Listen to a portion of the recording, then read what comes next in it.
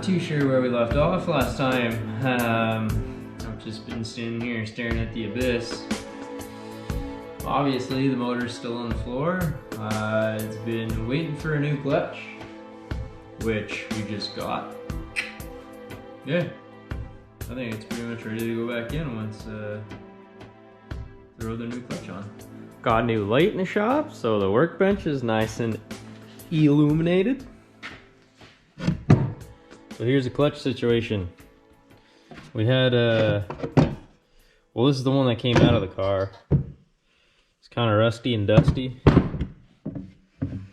mean, not the end of the world, but you can tell this is getting pretty worn out. There's some life left to it for sure, but for a performance vehicle, it's getting to the end of its optimal life here. These wear bars or whatever are getting pretty low. I don't know if this thing's gonna focus. If you compare it to this, which has about 500 kilometers on it ish, you can tell that that's a lot more aggressive. All right, so this system here is an ACT stage 2 type of deal clutch. It's got about 500 kilometers on it. It's pretty dang fresh. And it came out of Brett's Forester STI, actually, from Michigan.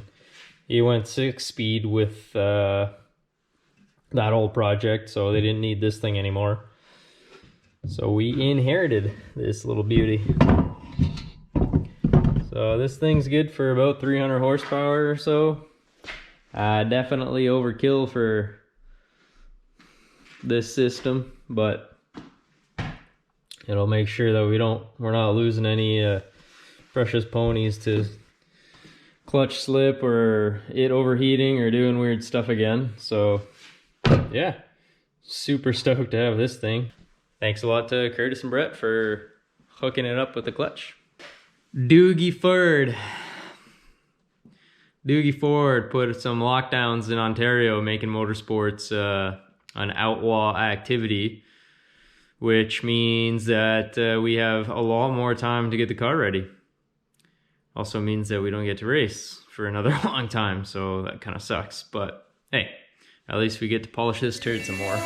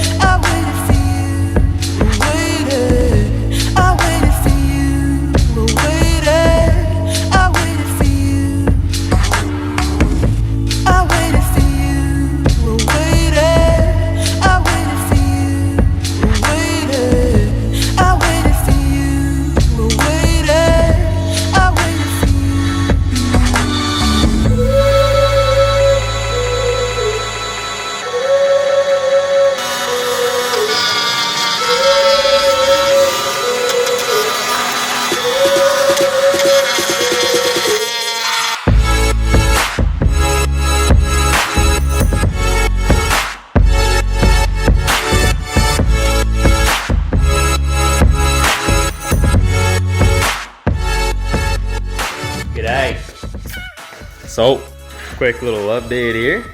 Threw the motor back in, bolted her all up. I got most of the accessories bolted on here. The power steering's in with our fresh STI lines. STI reservoir even. Not necessary, but anyway, had it. Got the pump off the Forester XT bolted up here. So that should have the same pressure output as the STI one, according to the old internet.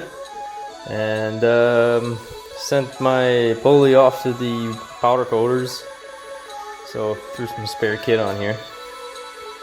the belt on just so we can get this thing fired up today, make sure everything's good, make sure the clutch works, and then we'll be good for a little test rip, maybe today.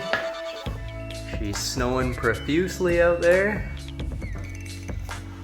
Be good to go and hit some of those roads.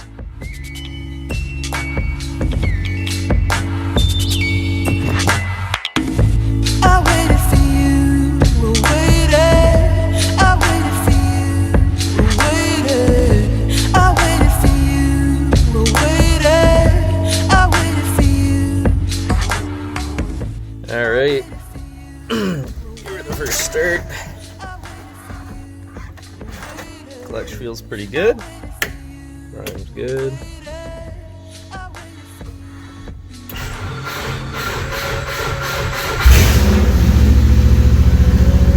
Holy hell, that's loud. She's open header right now, there's no exhaust.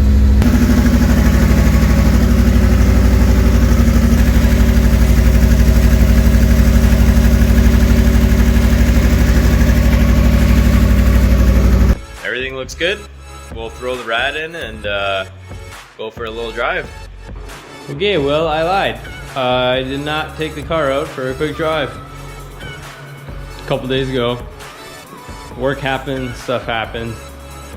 It's less snowy outside and freezing cold, but got the whole thing put back together. Everything should be good to go. Gonna get it fired up here. Whoops, she's in gear.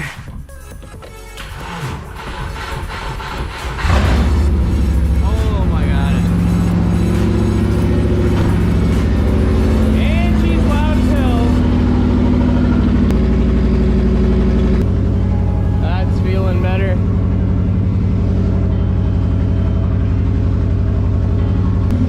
Open this up before I die.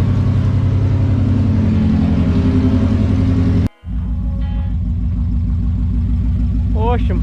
Let's go for a little test rip.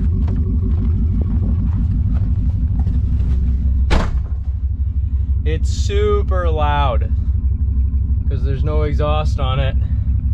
So we're just gonna go for a short little stint around the block. Damn, that light is bright.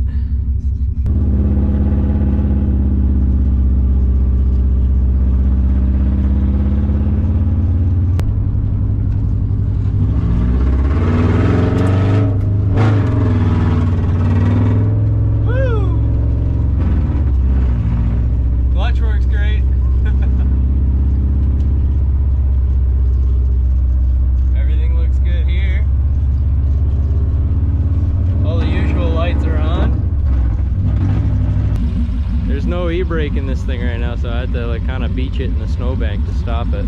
The power steering's kind of chattery still. So we've got a couple small leaks. This fitting right here seems to be leaking out of the bottom, so I'll have to take a look at what's going on there. Maybe a bit out of the top of this washer too. So gotta check that out, and then I'll just tighten the rad hose up. That'll take care of that silly little leak there. Alright, so next time we'll be working on the exhaust, getting this thing sounding a little bit less like a tractor and a little bit quieter. We'll take it out for a really good rip because we haven't been able to race this year, so I'm hoping to go find somewhere nearby that we can get some seat time in. Maybe break it a little bit and then fix it some more.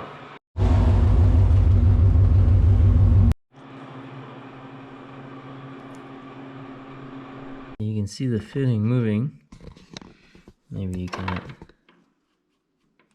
Anyways, this guy's here is moving a little, so we'll see if we can cinch that down somehow or see if it's broken or what. When you don't have the right tool for the job, you grab the wrong tool for the job. And an adjustable is damn near always the wrong tool for the job. But as far as wrong tools go, this thing right here, spud wrench, is a pretty dang good wrong tool. It's one of my favorite tools. It comes in handy for a variety of things other than wrenching, such as hammering. It's got good leverage. It's got good pinch bar capabilities too. Sometimes pry bar. Anyways, get yourself one of these.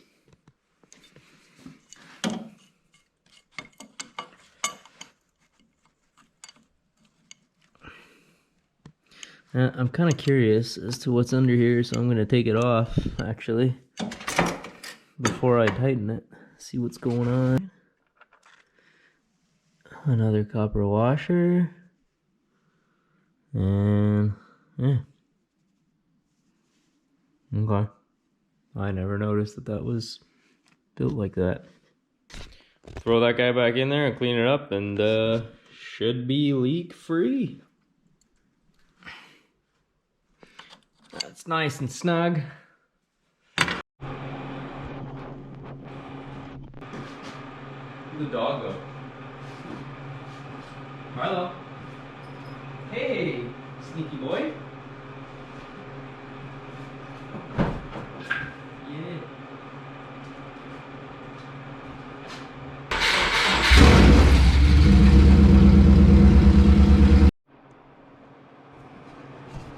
All right, got rid of that leak, and obviously tightened up that top clamp so it's not leaking anymore for the coolant.